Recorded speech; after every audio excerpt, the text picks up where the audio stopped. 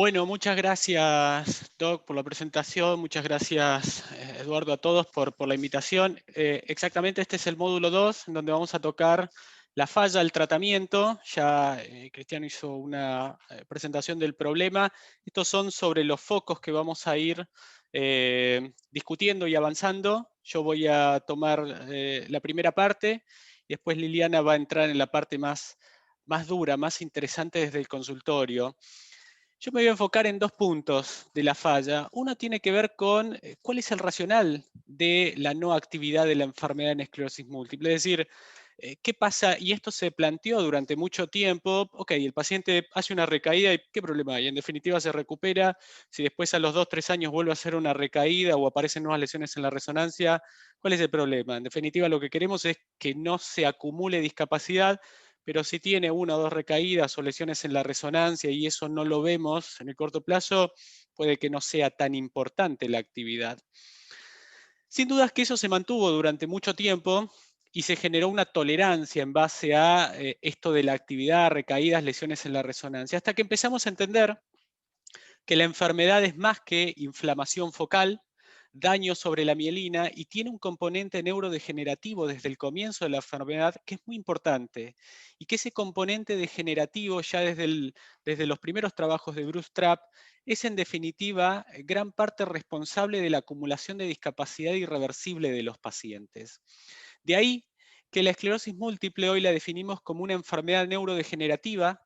El fenómeno degenerativo se instala sobre las inflamaciones focales, progresa en la medida de que esas inflamaciones focales no se las controla y cuando se compartimentaliza y se empieza a hacer este alojamiento del componente inmunológico adaptativo del paciente, empieza a independizarse de la inflamación focal. De todos modos, desde el comienzo de la enfermedad tenemos una acumulación del fenómeno degenerativo que si no lo controlamos va a ser responsable de que el paciente acumule más y más discapacidad en el tiempo y que no tenga vuelta atrás. Y que al comienzo de la enfermedad ese componente degenerativo, esa lesión focal que se va dando sobre los axones, depende en gran parte de las inflamaciones focales, de las recaídas, de las lesiones en la resonancia. Hoy entendemos que cada paciente tiene su esclerosis múltiple, el debut en cada paciente y los primeros años de la enfermedad es distinta y es prácticamente una huella digital en cada uno de los pacientes que vemos. Hoy conocemos algunos marcadores que nos dicen que si el paciente tiene una alta carga de lesiones en la resonancia al comienzo de la enfermedad, si muchas de esas lesiones realzan con contraste, si tiene una alta actividad desde las recaídas, muchas recaídas al momento de estar haciéndole el diagnóstico, un intervalo corto entre una y otra recaída, el pronóstico de ese paciente no va a ser bueno. Va a rápidamente acumular discapacidad si nos encontramos con estos marcadores durante los primeros años del inicio de la enfermedad, desde la primera recaída. De ahí el concepto de individualizar, intentar identificar cuán agresiva es la enfermedad en cada paciente desde que comienza, determinado por aspectos clínicos, las recaídas, cómo se ha recuperado el EDSS, determinado por la resonancia, por cuántas lesiones tiene la resonancia, dónde están ubicadas esas lesiones, para poder hacer esta individualización de la agresividad de la enfermedad en cada paciente. Pero no para quedarnos en el contexto de decirle al paciente, y tenés marcadores de mal pronóstico, te va a ir mal, o eventualmente marcadores de buen pronóstico, vamos a esperarte, sino para tomar una conducta terapéutica que vaya acorde a la agresividad de ese paciente. De ahí el concepto de no estar pasando por líneas, sino identificar si nos encontramos con un paciente con marcadores de mal pronóstico, no estar haciendo esto de ir entre uno y otro tratamiento buscando la falla, sino elegir terapias más activas, más eficaces y que empiecen a actuar más rápido, individualizando que en ese paciente no podemos perder tiempo. Tenemos que intentar controlar el fenómeno inmunopatológico lo más rápido que podamos para justamente evitar que este fenómeno degenerativo se instale y que empiece a ser independiente del control. Del control que hoy sabemos que está dado por los tratamientos. Muchísimos factores han sido evaluados para ver qué puede modificar la historia natural de un paciente, determinado por factores ambientales, determinado por factores por comorbilidades, pero lo que ha demostrado de una forma consistente modificar la historia natural de la enfermedad, evitar que el fenómeno degenerativo lleve al paciente a acumular discapacidad y a la pérdida irreversible, han sido los tratamientos. De ahí que es importante individualizar cuán agresiva es la enfermedad desde el comienzo para elegir un tratamiento acorde a esa agresividad e intentar buscar el control de la enfermedad. Entendiendo que hoy la ventana para el manejo de la enfermedad se da durante los primeros 4 o 5 años. Desde el comienzo de la enfermedad, desde que tenemos la primera recaída, es nuestra ventana de oro para poder hacer un diagnóstico y para poder intentar a través de los distintos tratamientos modificar esta inmunopatología y evitar que el paciente empiece a hacer este ingreso y este alojamiento y que lleve al fenómeno degenerativo predominando sobre el fenómeno inflamatorio. Esta ventana se está jugando el paciente la historia o cómo va a evolucionar en el mediano y largo plazo. De ahí que todos los criterios diagnósticos han ido evolucionando para poder hacer un diagnóstico de una forma precoz y precisa, pero no para decirle al paciente 2 o 3 años antes que tiene esclerosis múltiple, sino para tomar una conducta terapéutica justamente de una forma precoz y evitar esta progresión del fenómeno degenerativo que se va a dar si no lo controlamos. La ventana terapéutica la vamos perdiendo en la medida de que nos vamos demorando en este proceso, y este proceso no solamente está dado por hacer un diagnóstico y comenzar el tratamiento, sino evaluar cómo va respondiendo ese paciente al tratamiento e identificar cuando ese paciente no está respondiendo correctamente, que sigue teniendo inflamaciones focales, para seguir intentando aprovechar esta ventana inflamatoria, esta ventana en la cual podemos llegar a modificar la historia de ese paciente. Porque hoy sabemos que cuando perdemos esta ventana y ha pasado tiempo y ha seguido teniendo actividad inflamatoria focal y ha seguido alojando al sustrato inmunológico, ya no va a tener vuelta atrás. Ninguno de los tratamientos va a funcionar. ¿Qué es lo que buscamos entonces? Básicamente buscamos hacer un diagnóstico precoz, individualizar cuán agresiva es la enfermedad en un paciente, elegir un tratamiento para esa agresividad e ir viendo cómo va respondiendo a ese tratamiento.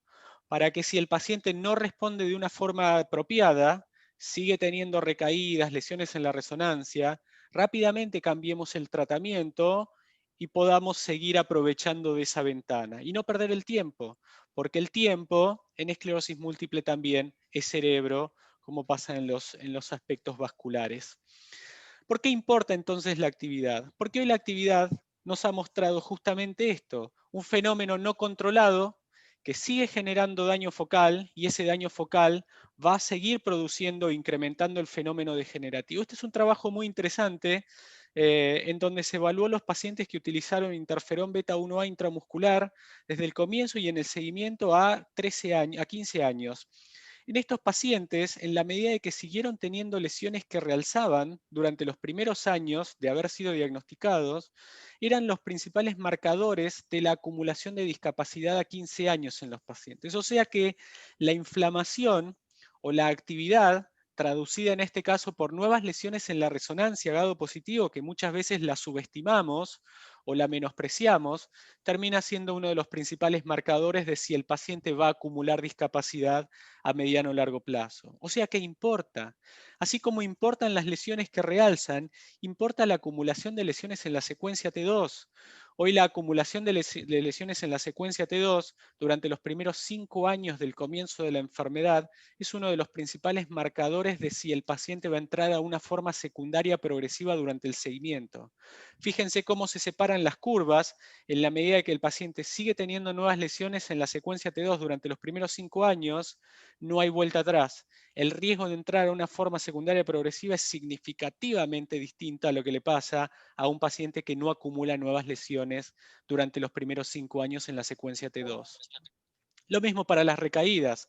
Si bien este factor lo teníamos más claro, siempre es importante reforzar que el concepto es el paciente sigue teniendo recaídas y sigue teniendo un intervalo corto entre recaídas, la probabilidad de ingresar a forma secundaria progresiva o de alcanzar el hito de un EDSS de 6, de la asistencia unilateral, es significativamente más corto que si el paciente no tiene recaídas durante los primeros años de tratamiento. Y sobre todo durante los primeros 2 años, podemos decir que el paciente se está jugando la historia de su enfermedad durante los 5 años después del comienzo de la enfermedad, pero sobre todo en los primeros 2 años.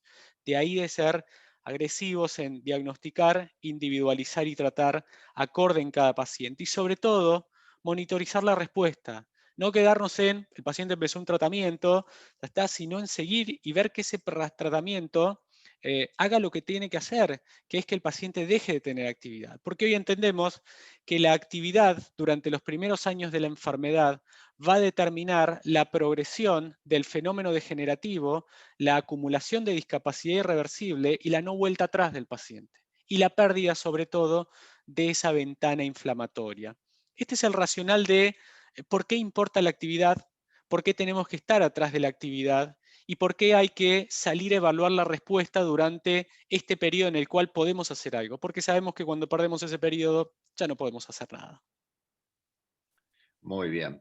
Yo preguntaría, muchas gracias Juan por esta primera parte. Yo preguntaría si el auditorio tiene acá dudas o preguntas que les sugiero que la hagan, que prendan su micrófono abajo a la izquierda y que la hagan oralmente o si quieren vía chat también abajo, creo que a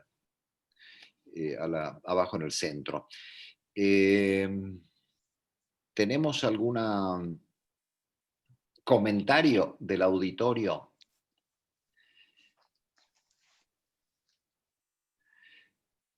Bien, parecería que no. Entonces vamos a pasar al segundo bloque y ahí seguramente tendremos preguntas porque yo creo que va a ser más, eh, va a ser más probablemente motivante. Eh, Así que vamos a cambiar Acá volví a de... compartir. ¿Están viendo mi presentación? Sí, Bien. perfectamente. Bueno, Voy a entrar en la segunda pregunta o el segundo tópico, que es si toda actividad importa. Algo fui mencionando en el primer punto de cuál es el racional de no actividad, por qué queremos que el paciente deje de tener actividad.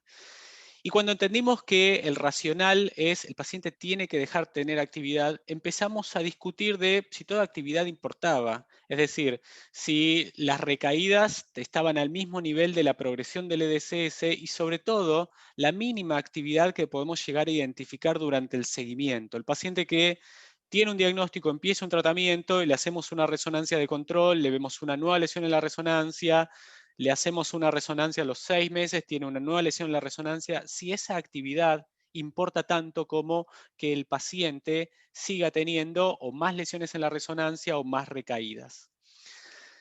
Quizás para responder esta pregunta o esta situación, nos apoyamos en algunos de los datos que provienen de los ensayos clínicos. ¿Cuántos de los ensayos clínicos evaluaron la no evidencia de actividad de la enfermedad durante su seguimiento? Sobre todo a 2 años.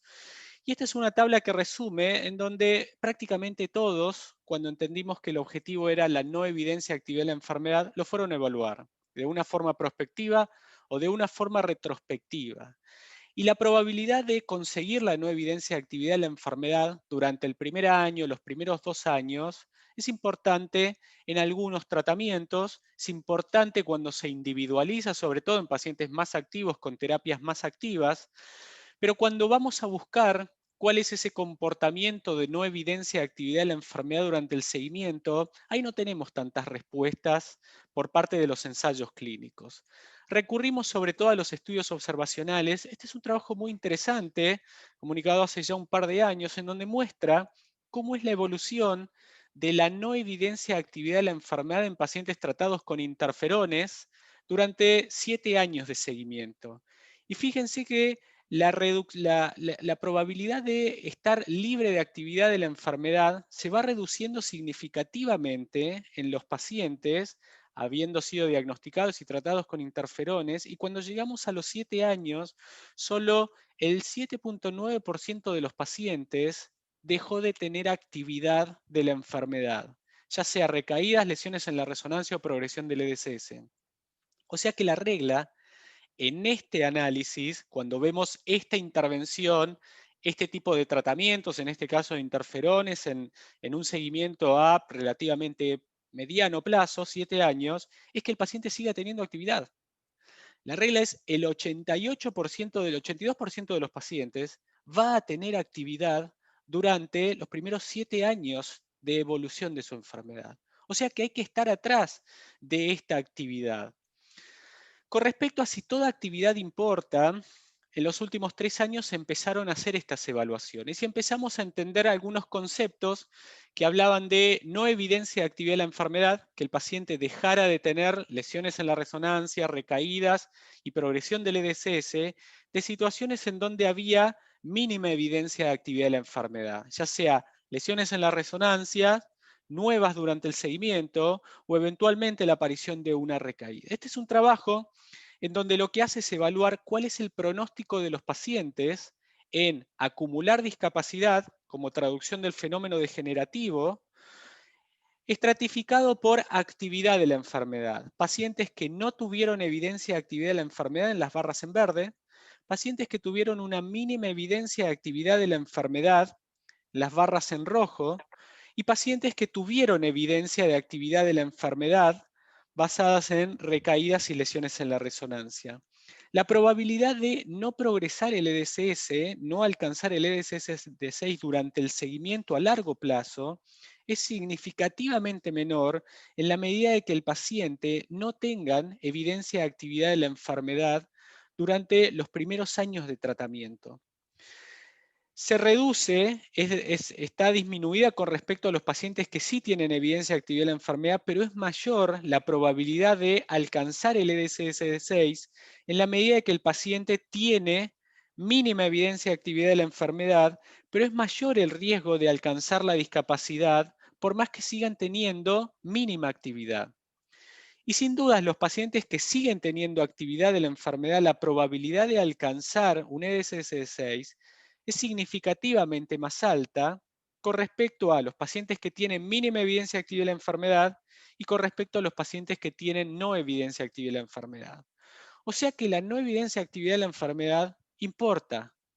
La mínima evidencia de actividad de la enfermedad, si bien reduce el riesgo de alcanzar un EDSS de 6, sí incrementa con respecto a la no evidencia activa de la enfermedad. Y si el paciente sigue teniendo actividad, es muy probable de que alcance estos milestones de discapacidad. O sea que cuando hacemos esta disquisición de ¿importa o no importa la actividad? Sí importa por lo que mencionábamos en el tópico de hace unos minutos respecto a que la actividad va a llevar a esta acumulación de discapacidad. Y cuando queremos hacer la discusión de, bueno, pero toda actividad importa, la respuesta por parte de estos estudios, estos son solamente algunos datos, muchos de los trabajos que siguieron a este empezaron a sostener y dar más poder a este hallazgo, es que sí importa. Si bien no es lo mismo tener mínima evidencia de actividad de la enfermedad que evidencia de actividad de la enfermedad, incrementa el riesgo respecto a no tener evidencia de actividad de la enfermedad. O sea que el mensaje es, la persistencia de actividad se asocia con un incremento del riesgo de que el paciente va a acumular discapacidad. Cuando empezamos a estratificar de si toda evidencia de actividad importa, sí importa. Sin dudas que no es lo mismo tener mínima evidencia con respecto a evidencia de actividad de la enfermedad, seguir teniendo recaídas y lesiones en la resonancia, pero tiene que ser un punto de no inflexión respecto a estar atrás, identificarlo, y si el paciente tiene actividad, definir o no una falla y tomar una conducta en base a esta definición que vamos a hacer de la falla. Pero la actividad importa, es importante estar atrás porque el paciente se está jugando la historia de su enfermedad.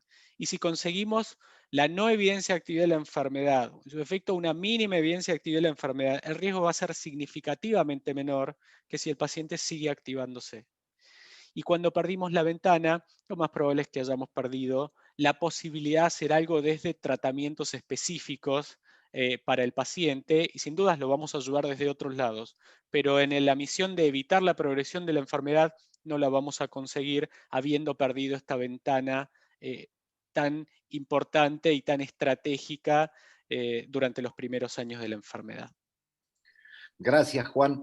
Yo quisiera ahora escuchar al auditorio sobre cuál es la percepción que tienen ustedes, sobre cuál es la realidad del Perú en cuanto a accesos, teniendo en cuenta, yo diría, en la diapositiva esa del trabajo de Howard, ¿cómo se llama? Eh, La de no de evidencia que vive la Howard. enfermedad a largo plazo, Sí, bueno, la no, de la Dalia de Rothstein. sí, de Rothstein y Howard de... ahora no me sale el apellido. Donde claramente ellos demuestran que hay un porcentaje relativamente bajo de pacientes que a lo largo de los años se mantienen sin actividad utilizando drogas de plataforma, digamos, interferones y con acetato de glatiramar pasa algo parecido. De hecho, el 40%, la mitad de los pacientes, por así decirlo, ya en el primer año, a partir del primer año, empiezan a mostrar eh, actividad de la enfermedad o que no responden adecuadamente al tratamiento y en los que por lo menos debería prenderse un semáforo amarillo como para evaluar un cambio.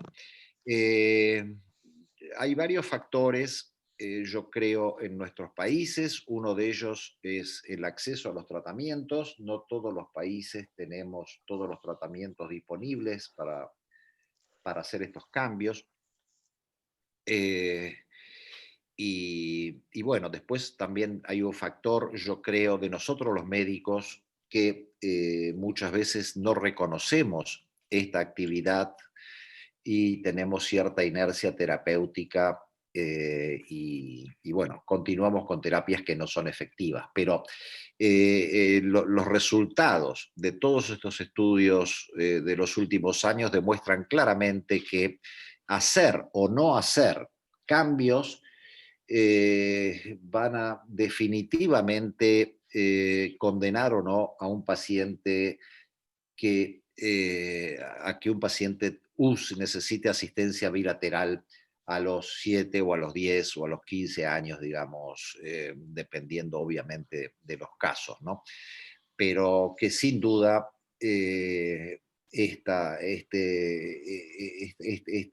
esta situación se parece a la de el Big Bang, donde en los primeros años, sobre todo, se define el futuro del paciente. Y entonces, bueno, yo le preguntaría al auditorio cuál es la percepción de ustedes. O sea, ustedes tienen esta misma sensación. Ustedes, no sé cuál es el problema del acceso a medicamentos más eficaces y cómo viven esto, ¿no? Eh, ¿Qué les pasa, digamos, en este? Creo que José está por contestar.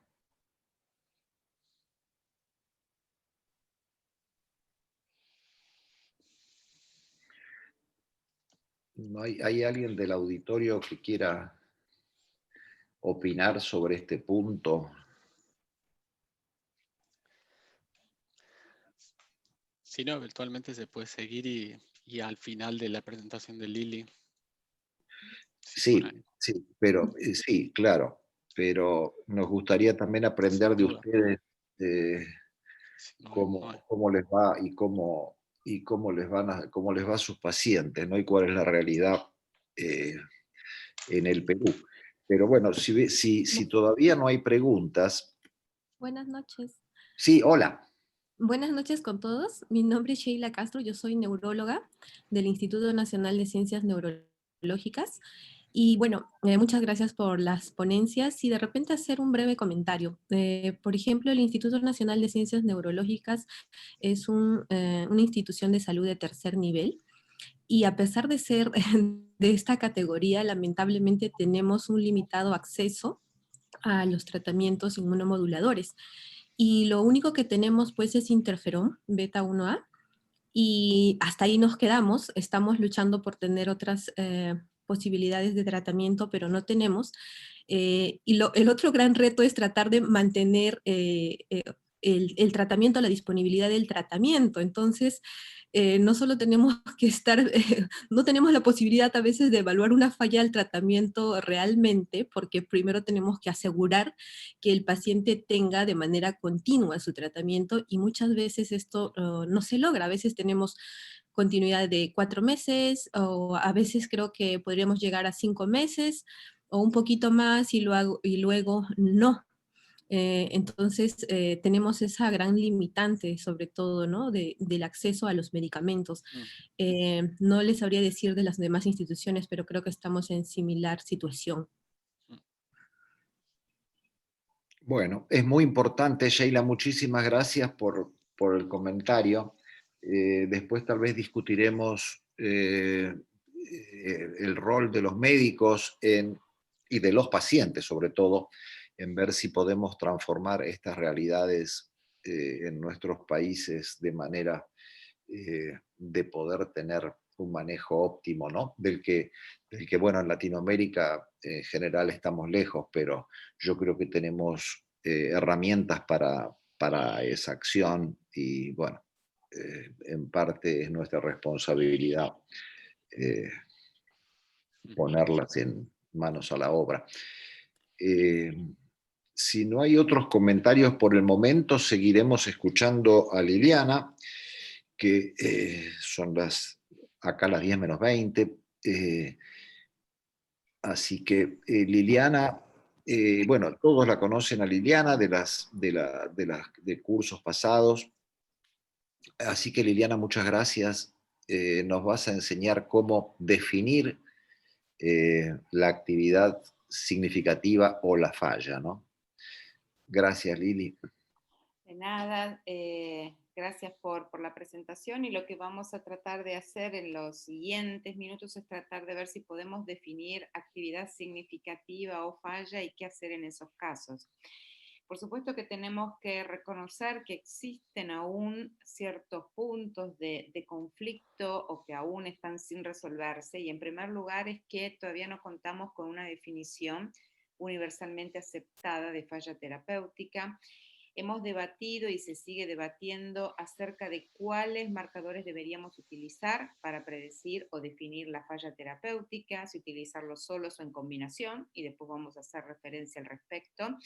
Y por supuesto, cuando avancemos en la presentación, vamos a ver que la mayoría de los estudios que abordan este tema fueron hechos en pacientes que estaban bajo tratamiento con interferón. Entonces la pregunta que claramente surge es si esto es válido para otros fármacos. Con respecto a que no existe una definición universalmente aceptada de falla, sabemos que es así, pero la rápida identificación de esta falla de respuesta al tratamiento y cambiar de estrategia es fundamental si es que queremos evitar la acumulación de discapacidad irreversible. Entonces, si bien, como acabo de decir, no existe una definición que sea universalmente aceptada, veremos cómo la combinación de ciertos marcadores nos permiten identificarlas, y en un tiempo que es relativamente corto.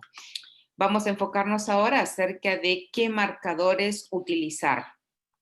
Durante mucho tiempo se consideraba que el mejor predictor de falla terapéutica era la evaluación de las recaídas, y obviamente, también tomando datos de pacientes en tratamiento con interferón, se vio que la presencia de una o más recaídas en los primeros 2 años de tratamiento incrementaba significativamente el riesgo de progresión de la discapacidad, pero tenemos ciertas limitaciones que son importantes si es que consideramos únicamente las recaídas. Primero es que hay una reducción sostenida de la tasa anualizada de recaídas, sobre todo en los últimos años y en las nuevas poblaciones de pacientes con esclerosis múltiple, que esta tasa de recaídas va a estar influenciada por el fenómeno de regresión a la media. Eso significa que en la medida en que evoluciona la enfermedad cada vez va a ser menor el número de recaídas, que en la gran mayoría de los casos tomamos recaída como concepto general,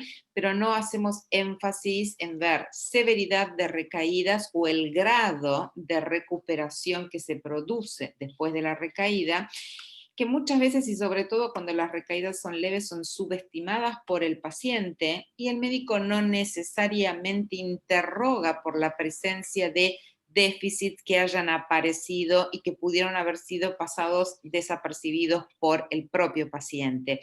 Y obviamente, hoy en día, con los criterios diagnósticos, el diagnóstico de esclerosis múltiple se hace después de un único evento clínico, con lo cual, ¿qué tipo de impacto vamos a tener en reducir aún más la tasa anualizada de recaídas cuando el paciente tuvo uno solo? Con lo cual, es bastante limitado utilizar únicamente las recaídas como predictor de falla. Entonces, podemos utilizar discapacidad, y de discapacidad, con lo que hay más evidencia es con respecto a la escala de EDSS. Y sabemos que si progresa el EDSS durante los primeros 2 años de tratamiento, también es un fuerte predictor de progresión de la discapacidad. Obviamente, también tenemos las limitaciones de esta escala, que sabemos que pone muchísimo énfasis en la deambulación, pero que no considera otros aspectos del paciente, funcionalidad de miembros superiores, cognición, para dar algunos ejemplos. Por lo tanto, utilizar únicamente DSS como predictor de falla terapéutica nos estaría dejando de lado otros aspectos importantes de la enfermedad. Por lo tanto, terminamos planteando cuál es la utilidad en la resonancia. Y de hecho, este estudio bastante antiguo, porque data del año 2009, lo que mostró, y también en pacientes tratados con interferón, es que la presencia de nuevas lesiones en resonancia dentro del año de iniciado el tratamiento se asociaba claramente a una progresión de la discapacidad. Entonces la pregunta que surge, obviamente, es cuáles son las limitaciones de la resonancia. Por supuesto, sabemos que identificar la presencia de lesiones hiperintensas en T2 depende muchísimo de factores técnicos. Si no reposicionamos adecuadamente al paciente, es prácticamente imposible que podamos detectar nuevas lesiones, que va a depender del grosor de los cortes de resonancia que hagamos. Y como generalmente la evaluación, el conteo de estas nuevas lesiones es generalmente realizado en forma visual, eso está sujeto a una gran cantidad de errores. Entonces, será mejor ver las lesiones gadolinio positivos, pero también la ruptura de barrera hematoencefálica es un fenómeno transitorio, y obviamente para poder detectar las lesiones es importante que consideremos que transcurra un tiempo prudencial entre la administración de gadolinio y la toma de las imágenes para permitir realmente identificar aquellas que captan. Y en cuanto a las lesiones medulares que podrían ser utilizados como marcador de falla al tratamiento, su uso en la práctica clínica diaria, más allá de realizarlo en el contexto del proceso diagnóstico del paciente, es limitado.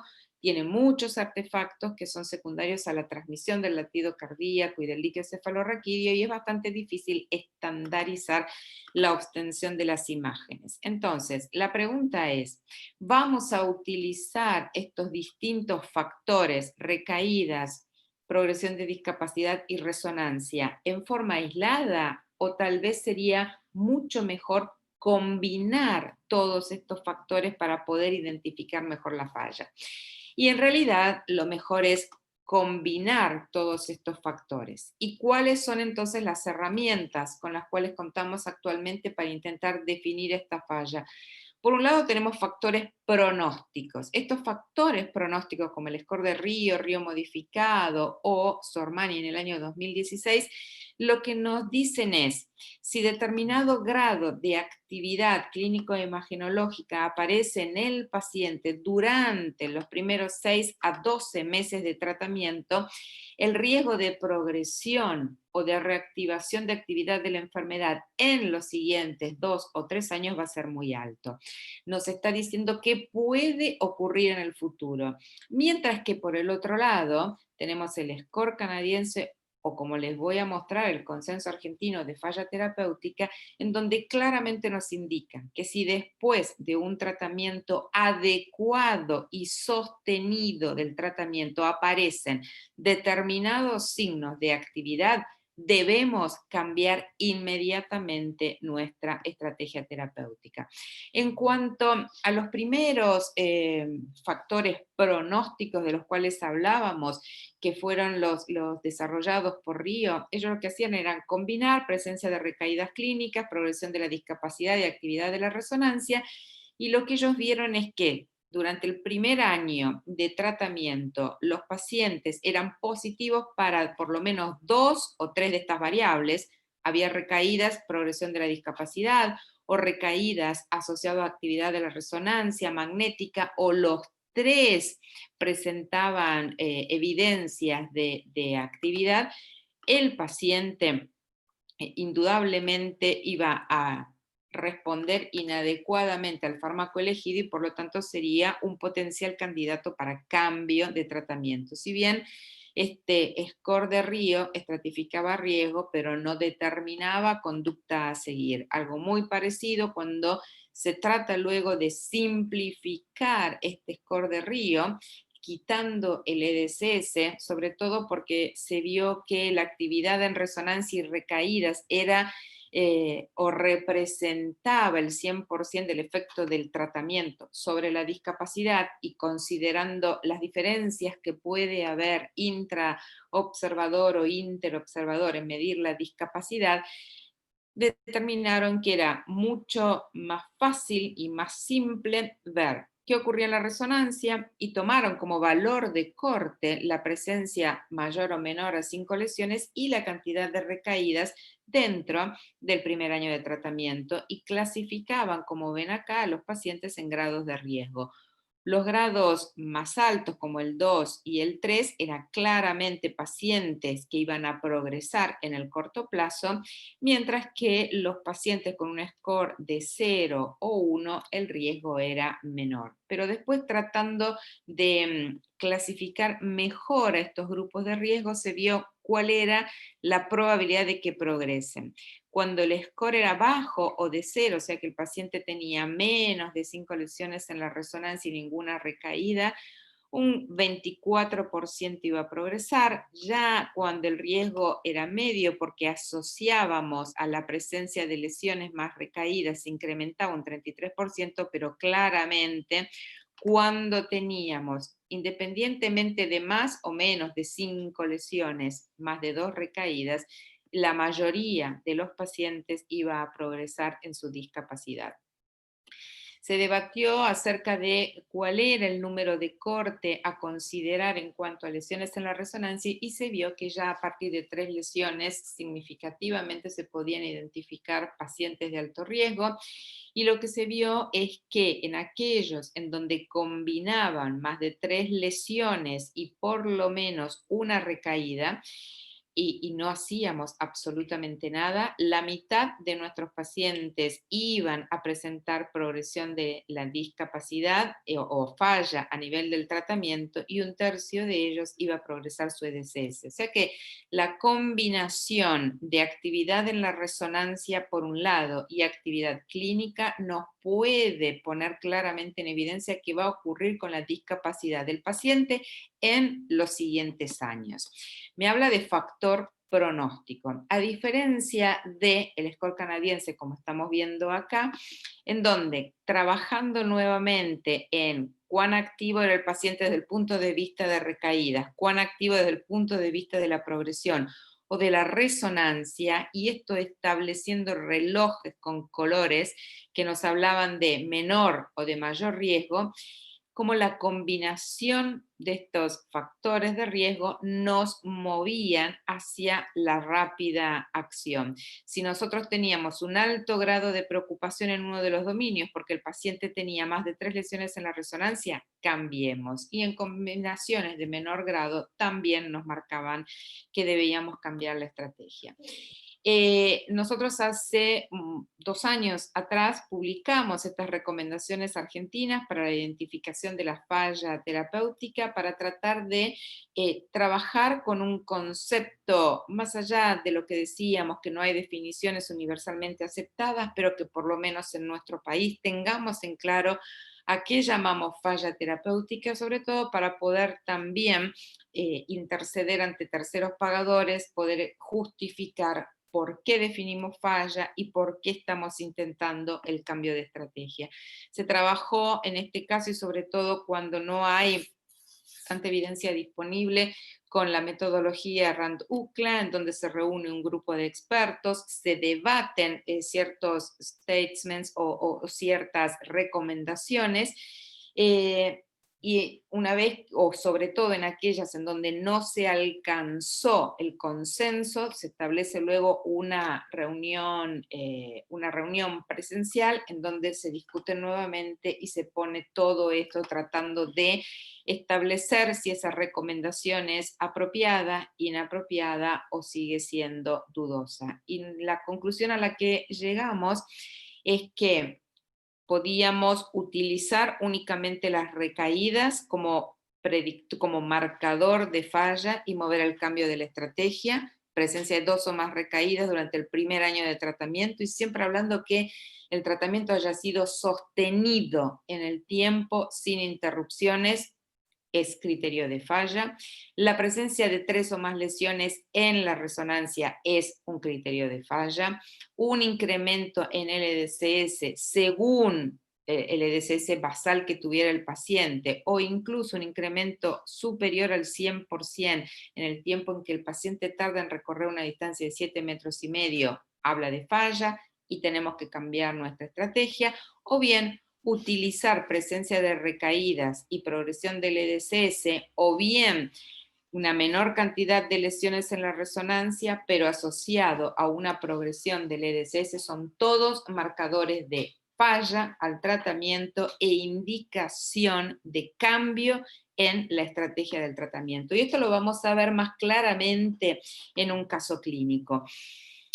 Y esto es una mujer de 35 años, casada, con 2 hijos sanos, que consulta en el año 2014, por primera vez, al presentar trastornos sensitivos en 4 miembros, urgencia miccional, sin impacto en la fuerza muscular. En ese momento, en su resonancia de cerebro, presentaba lesiones periventriculares, yuxtacorticales, ninguna de ellas realizaba con el gadolinio, excepto la lesión medular a nivel C2, C3, que era la que estaba justificando los síntomas. Y además en el líquido cefalorraquídeo había un patrón de tipo 2, por lo tanto, en el año 2014, en esta mujer, utilizando los criterios diagnósticos de ese momento, se plantea único evento, topografía medular, diseminación en espacio, pero falta de diseminación en tiempo, se trataba de un síndrome clínico aislado. 2 meses más tarde, haciendo una nueva resonancia encefálica y al aparecer una nueva lesión, reunimos criterios de diseminación en espacio, en tiempo, su EDCS era de 1, diagnóstico de esclerosis múltiple, e inicia en febrero del 2015 tratamiento con acetato de glatirana. Al año se hace una nueva resonancia, no mostraba ningún cambio respecto a las previas, y nosotros la conocemos por primera vez en febrero del 2017 porque, más allá de no haber presentado eventos clínicos, no haber modificado su EDCS y haber tenido una buena adherencia al tratamiento, aparece una nueva lesión, que es esta que está acá, y que realza con el gadolinio. Entonces, la pregunta es, en este caso, ¿podemos hablar de falla al tratamiento? En realidad, lo que estamos diciendo es que la presencia de una nueva lesión gadolinio positiva no constituye una falla terapéutica. Podremos hablar del concepto de mínima evidencia de actividad de la enfermedad, como muy bien lo explicó Juan hace unos minutos, y en este caso lo que tenemos que hacer es monitorear mucho más de cerca a ese paciente. ¿Cómo? Volviendo a repetir una nueva resonancia a los 6 meses. volvimos a hacer, y en este caso la resonancia 6 meses más tarde nos muestra la presencia de 1, 2, 3, 4, 5, 6 lesiones nuevas, y de hecho dos de ellas, perdón, realzaban con el contraste. Entonces, ahora lo que planteamos es, en este momento sí reúne criterios de falla. ¿Por qué? ¿Y qué tenemos que hacer con este paciente? Y si decido cambiarlo, ¿qué elijo? En realidad hay bastante evidencia al respecto. Esta paciente habíamos iniciado su tratamiento con acetato de glatiramer, y una de las preguntas que surge es, bueno, tal vez puedo plantearme un switch lateral y cambiar de acetato de glatiramer a interferón. Sin embargo, la evidencia con la cual disponemos actualmente nos muestra que lo correcto o lo que realmente va a prevenir progresión de la discapacidad no es el switch lateral entre fármacos que tienen una efectividad que es muy similar, sino en realidad realizar los cambios verticales hacia otras terapias que sean mucho más efectivas, y que de hecho fue lo que se hizo en este caso en particular, y en este caso y en esta mujer, y en ese momento, considerando los fármacos disponibles, inició tratamiento con fingolimod. Pero la mayor parte de los estudios que abordan este tema, como dijimos, fueron hechos en pacientes que estaban tratados con interferón. ¿Esto es válido para otros fármacos? Sí, tenemos bastante evidencia.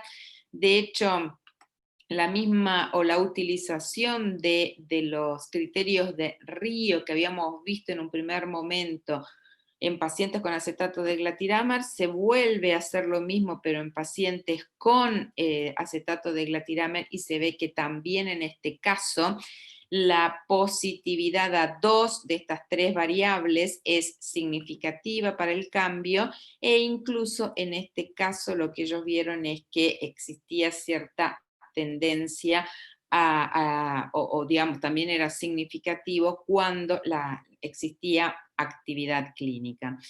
Algo similar ocurre también con teriflunomide, observando qué es lo que ocurre dentro del primer año de tratamiento y estableciendo combinación entre recaídas y lesiones en la resonancia para discriminar grupos de respondedores y no respondedores, con lo que entonces para los fármacos orales sería, digamos, podríamos trasladar la evidencia de los interferones. Con algunos otros fármacos, como por ejemplo con natalizumab, debemos de tener en cuenta que si habitualmente planteamos nuestro cambio de estrategia a natalizumab, es probable que el paciente venía con una actividad importante previa. Por lo tanto, de persistir esa actividad durante el primer año, no debemos de considerarlo como falla, sino un carryover o un traslado de la actividad previa, con lo cual debemos dar un poco más de tiempo para que empiece a funcionar. Y con aquellos nuevos fármacos, como por ejemplo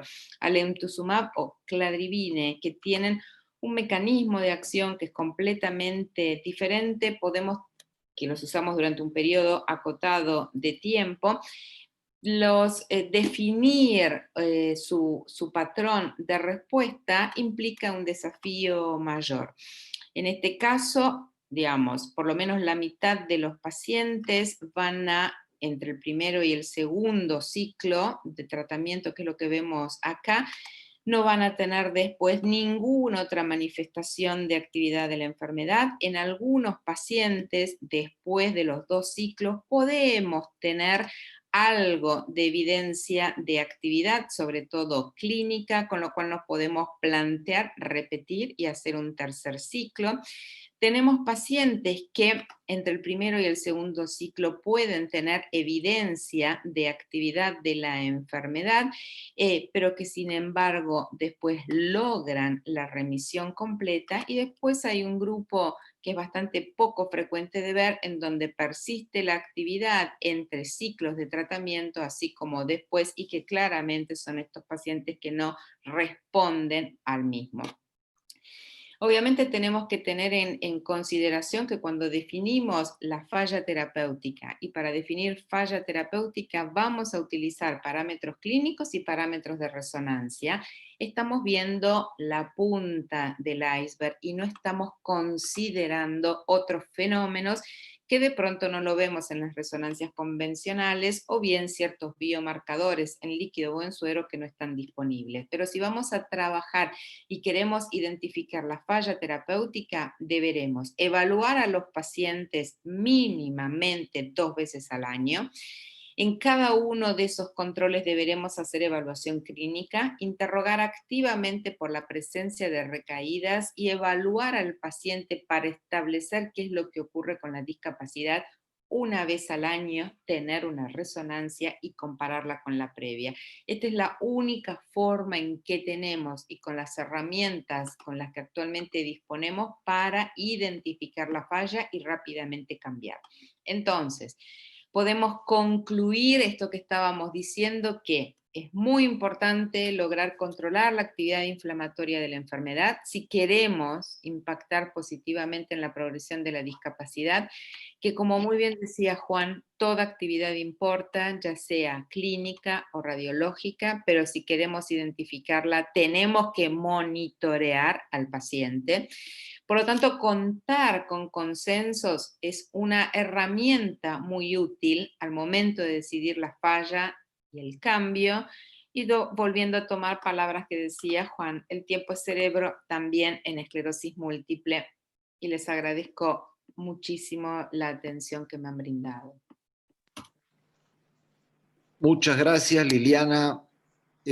Vamos a ver si tenemos preguntas del auditorio o comentarios.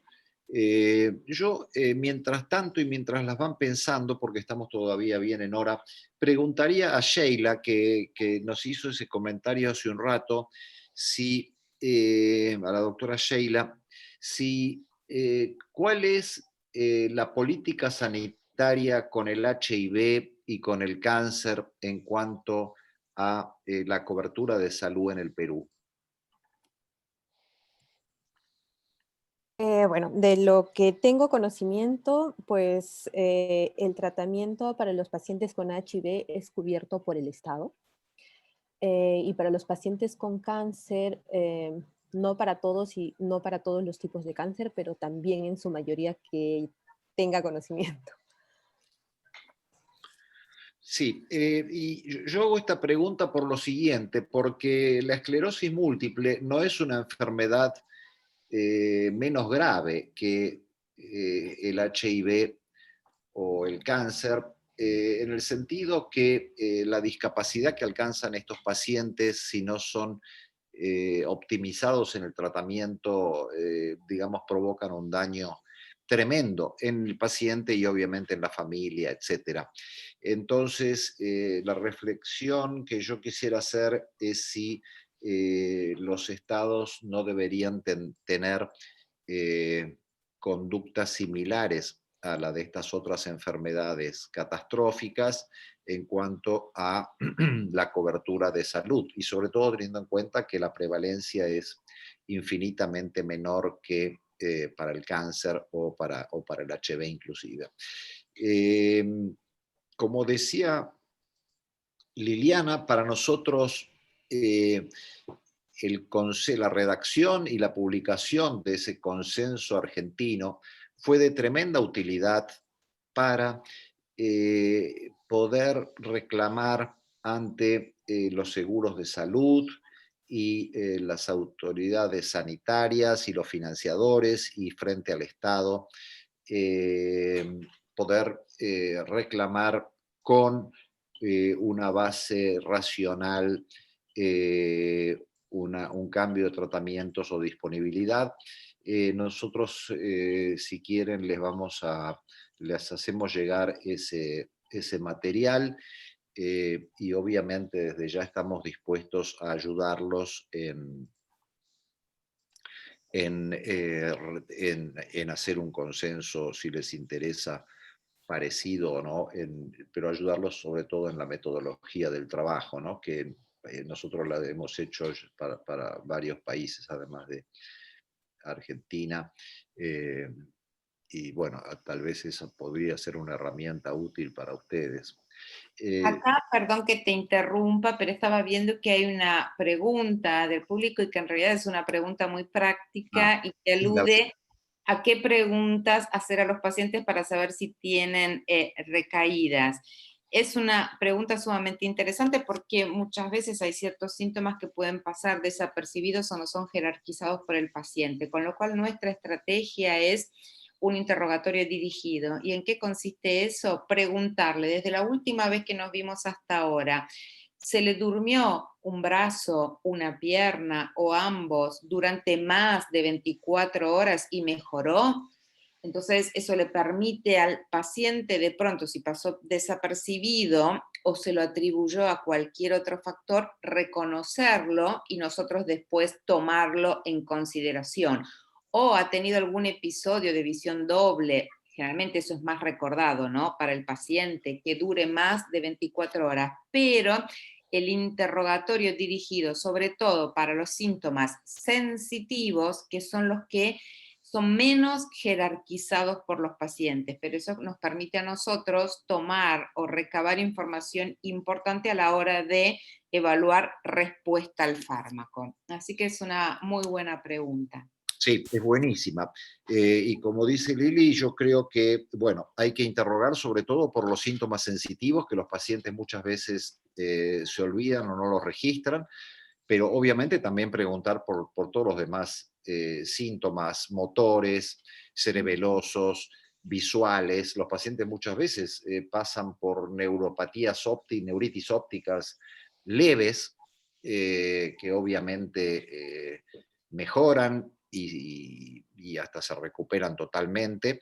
Y que si nosotros no interrogamos a los pacientes, es decir, no tenemos una especie de checklist mental preguntándole desde que nos vimos, tuvo algunos cambios sensitivos, como dice Liliana, tuvo algún problema en la fuerza muscular, tuvo debilidad en alguna pierna, etcétera, tuvo durante algunos días dificultades para caminar, tuvo problemas para ver de un ojo, tuvo visión borrosa, es decir, hacer un repaso con el paciente de todos los síntomas más comunes. Tengan en cuenta que el 50% de los síntomas a veces pueden pasar sin ser registrados y entonces ese subregistro de las recaídas hace que seamos optimistas con el tratamiento, ¿no? Y lo mismo pasa con la resonancia. Si nosotros no hacemos al menos una vez al año una resonancia, que no necesariamente debe tener gadolinio, si es que ese es un problema, y la comparamos con la anterior y vemos que hay lesiones nuevas, es otra cosa fundamental. O sea, tener resonancias periódicas, regulares de nuestros pacientes para ver qué pasa en su cerebro. Sobre todo, repito, teniendo en cuenta la alta tasa de falla que muestran los medicamentos de plataforma. Veo, Liliana, que tenemos otra preguntita de Jorge que dice: ¿por qué las nuevas placas captadoras de gadolinio deben ser consideradas como evidencia mínima y no recaída? Okay. Liliana. Digamos, como evidencia, una cosa es tener evidencia mínima de actividad de la enfermedad desde el punto de vista de las imágenes, y en donde la presencia de una nueva lesión que realce con gadolinio o una nueva lesión en T2 no es criterio suficiente para definir una falla terapéutica, ¿sí? Y no recaída. En realidad, no todas esas lesiones que aparecen y que realzan con el gadolinio se traducen desde el punto de vista clínico. Entonces, cuando hablamos de recaída, estamos hablando de aquellas que tienen impacto desde el punto de vista físico, para reunir evidencia de actividad física. Y por el otro lado, actividad en la resonancia. Tenemos, según el grado de actividad en la resonancia y según el grado de actividad clínica, podremos estar definiendo o falla o identificando pacientes con mínimo grado de actividad de la enfermedad, pero que no reúnen criterios de falla. Debemos monitorear mucho más seguido. Sí, yo agregaría lo siguiente. Tengan en cuenta que, como nos decía Liliana, en la clínica, asistimos a la punta de un iceberg. ¿Qué quiero decir con esto? Que por cada recaída clínica, y llamamos recaída justamente a los síntomas clínicos, y al otro lo llamamos actividad radiológica. Por cada recaída clínica, los pacientes tienen entre 5 y 10 lesiones nuevas en la resonancia. ¿Esto qué significa? Que la clínica no es lo suficientemente sensible para detectar actividad de la enfermedad. La resonancia es entre 5 y 10 veces más sensible. Por eso, la importancia de monitorear a nuestros pacientes, no solo desde el punto de vista clínico, sino también con la resonancia, porque la resonancia nos va a mostrar actividad muchas veces inesperada por nosotros, de que la enfermedad está activa y está, y peligrosamente no está siendo controlada por los medicamentos que le estamos dando. Por eso, tengan en cuenta, la resonancia es mucho más sensible para detectar si el problema avanza. Lo mismo, no sé, se me ocurre ahora una comparación con un cáncer o un tumor. Uno puede ver, si hace una tomografía de tórax, que un tumor de pulmón se agranda a pesar de que el paciente no tenga aumento de las manifestaciones clínicas, digamos. Es algo parecido a lo que pasa acá. La resonancia es mucho más sensible que la simple clínica. Y obviamente no toda nueva lesión en la resonancia se manifiesta por la clínica, ¿no? Por muchas razones que sería largo de explicar, pero tengan en cuenta que la resonancia es mucho más sensible para detectar cómo les está yendo a sus pacientes bajo tratamiento o sin tratamiento.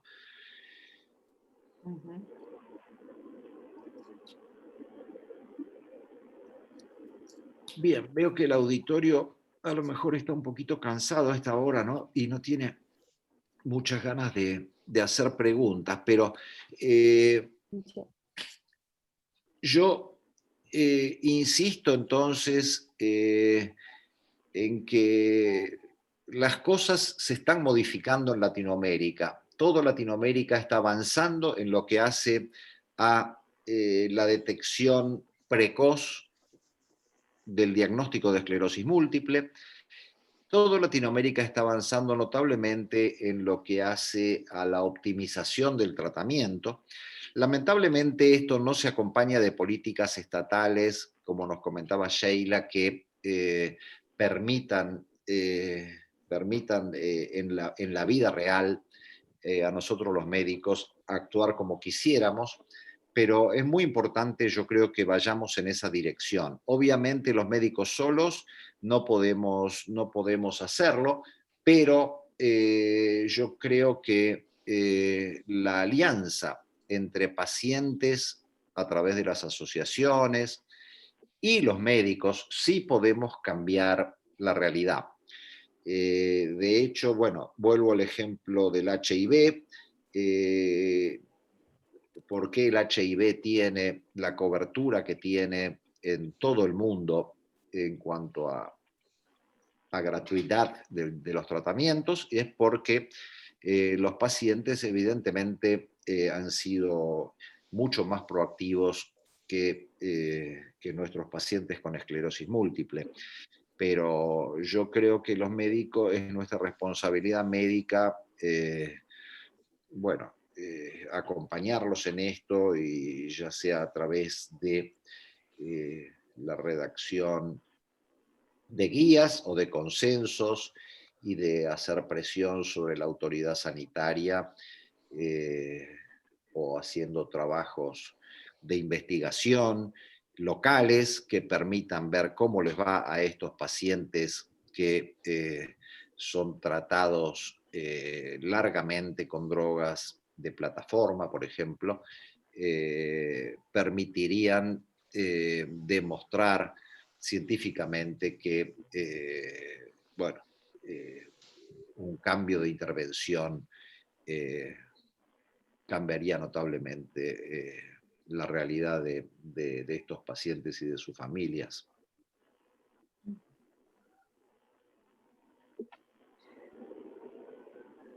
Yo tengo una pregunta respecto al caso de la doctora Liliana, en el que la paciente en un control de la resonancia magnética tenía una imagen que no fue considerada obviamente como falla terapéutica, teniendo en cuenta los criterios que nos ha comentado, y que en el control de la resonancia magnética a los 6 meses pues hay un incremento de nuevas lesiones y 2 lesiones captadoras de contraste. ¿Qué porcentaje de pacientes, ¿no? En la experiencia que usted tiene, ¿no? Por ejemplo, tienen una lesión en la resonancia, ¿cuántos pacientes o qué porcentaje van a tener incremento de lesiones y cuántos no van a volver a tener nuevas lesiones no sé si se tiene este porcentaje, porque, o sea, por ejemplo, a mí me impactó mucho, ¿no? Que tan solo en 6 meses haya tenido, si no me equivoco, 6 lesiones nuevas y 2 captadoras de contraste, y de repente se perdió tiempo en estos 6 meses, ¿no? Me llamó la atención eso. Sí, No, mira. quiero decir que perdón, Lili, perdón que te interrumpa. El caso que mostró Liliana no es un caso sobrenatural o excepcional, es sumamente frecuente. Perdón, Liliana, adelante. No, sí, por supuesto. De hecho, siempre la siguiente resonancia, sobre todo cuando vemos una lesión, se plantea hacer en los próximos 6 meses. Si hubiéramos visto 2 lesiones, hubiéramos acortado probablemente los tiempos y lo hubiéramos hecho antes en 3 meses, pero es un hallazgo frecuente. Yo en este momento no tengo en la cabeza porcentajes, por eso, Juan, te pido que me des una mano al respecto, pero no es infrecuente que cuando volvemos a hacer las resonancias, sí veamos que ese paciente reúne claramente criterios de falla y eso implica cambiar nuestra conducta. Juan, ¿vos tenés en mente porcentajes? Sí, sobre todo el estudio de fingolimod en pacientes comparándolo contra interferones y sobre todo contra placebo hizo este análisis de la persistencia, de la actividad y el riesgo de conversión. Y cuando uno ve ese tipo de actividad, la probabilidad de que en el próximo control siga teniendo actividad es más o menos del 45%. Datos de seguimiento de ensayo clínico, muchísima precisión en el seguimiento y teniendo resonancias cada 6 meses. O sea que es muy probable que el paciente siga teniendo actividad, de ahí en que vale la pena mirarlos, no pasar 12 meses, y ante la persistencia de actividad, una vez que vuelve a persistir la actividad, la probabilidad de que siga teniendo actividad o recaídas ya pasa a ser superior al 75% de los pacientes. O sea que una vez que vemos persistencia de actividad, va a seguir teniendo actividad. No hay que dormirse y cambiar el tratamiento, por más que sea una nueva lesión en la resonancia, una nueva lesión en la resonancia. Esa es la conducta. Gracias. O sea, la idea que tengo es de repente no esperar 6 meses, dado que esta es frecuente, 45%.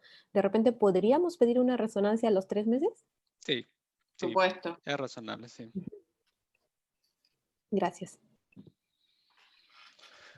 Bueno, queridos amigos, si no hay preguntas y ya estamos un poquito pasados en el tiempo, yo los quisiera despedir con un fuerte abrazo, que se solucionen los problemas que tienen en estos días lo más rápido posible y bueno, y con el menor daño posible a las personas, y volver a encontrarnos el próximo jueves a la misma hora. Así que muchísimas gracias a todos, les mando un fuerte abrazo y nos vemos en una semana. Chao, un abrazo. Gracias. Muchísimas gracias. Buenas noches.